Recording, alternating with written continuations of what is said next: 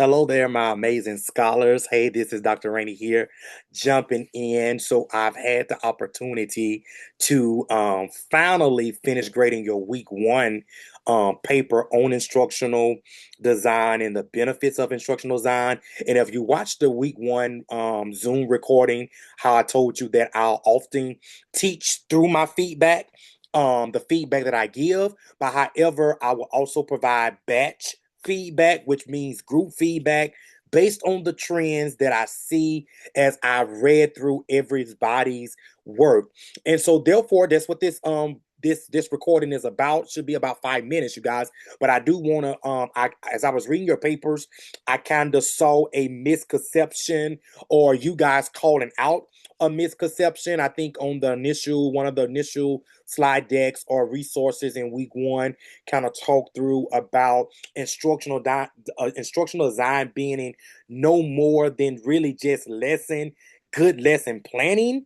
And in a nutshell, that's really what it is. But also, it could be a misconception if it's not explained. And so that's what I want to do today. I want to explain that piece of that instructional designing is a good piece of a foundation to planning, but it's not just planning, it's planning for learning. So let's talk a little about it. There's a difference between planning for teaching versus planning for learning. So when we're talking about just regular lesson planning, that's planning for teaching. Because regular lesson planning just means I can pick up my curricula, whatever my HQIM, my high quality instructional materials are. I can look at the objective, I can annotate, I can circle verbs. What do kids have to do? What do I have to do? That's for the teacher. That helps you as the teacher become familiar with internalizing your lesson. However, planning for learning means I have to consider my students before I plan anything while I'm planning everything. I have to consider my students. What is my students' data telling me? What are the exit tickets? What are the formative assessments? And I'm going through that strategic. That's the and when you talked about it, when you read about instructional design in week 1, talking about the art in the science, that's the art in the science behind planning. And so, as I said earlier on week 1 on one of those recordings, that's the piece what I'm talking about. So I want to bring clarity today that I'm not just saying plan instructional design is just simple and merely listen planning. It's planning for learning. That learning, not teaching. Teaching is you.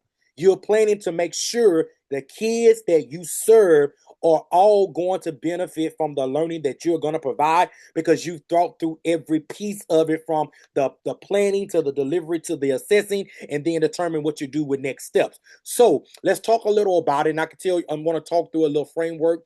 If anybody want this framework, just shoot me a Moodle, shoot me a email. I created this for my schools so that they can really understand instructional design as far as planning for learning, not just lesson planning. Again, merely lesson planning is for you, the teacher. It helps you to internalize some things. And I'm going to go through some of these points. I think I have 12 points. I'm going to go to some of these points so that you can see the connections to, like the Assure model, the ADDIE model. You can see some of those connections. Number one, make sure you thoroughly understand the standards in the curriculum before planning your lesson. Y'all, that's planning for teaching. That's for you. You internalizing. Make sure I unpack my standards. It's kind of like a checklist for my teachers have to follow.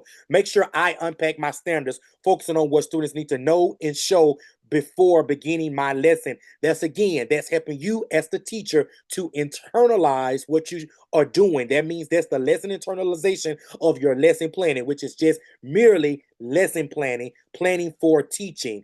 I complete the daily formative assessment that I'm using each day before I plan, which again helps you to internalize what do kids have to do to be able to think through all the things that you want them to do for that actual lesson.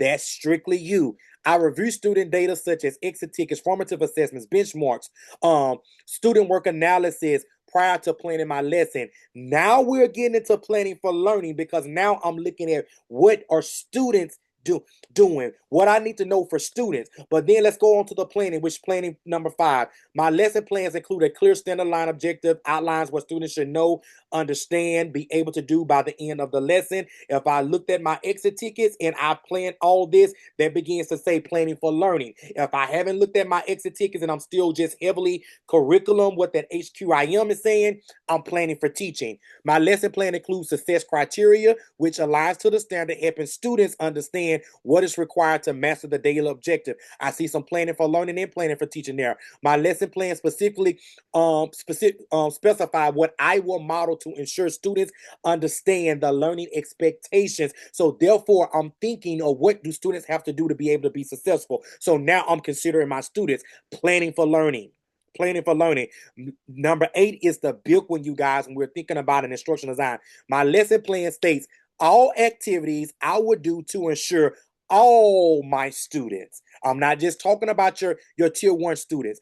All of my students have multiple opportunities to be successful. So that's when I'm really getting into that instructional design where I'm really thinking about the art and the science behind what I'm doing to be able to get my kids to master that. And that's where that planning for learning comes. So I won't go through all of these, but you can see the next one talks about differentiating instruction. Remember, if I'm not differentiating instruction, I'm giving all kids a one size fit all model. And so therefore I know that some of my kids are going to fall through the cracks because all of my kids are not ready to receive HQIM, which is high quality instructional materials. So therefore I have to be intentional about what I'm doing in my class and thinking through that ADDIE model, that Assure model, and that's when that instructional design piece comes. So hopefully by going through these, and these are 2 more that your text is talking about, how do I measure to see the kids get it? How do I make connections to see that they get it? But these are 12 steps that I created for my schools to follow when you are planning for learning, not planning for teaching, or not just planning for teaching. Because I do want to say this.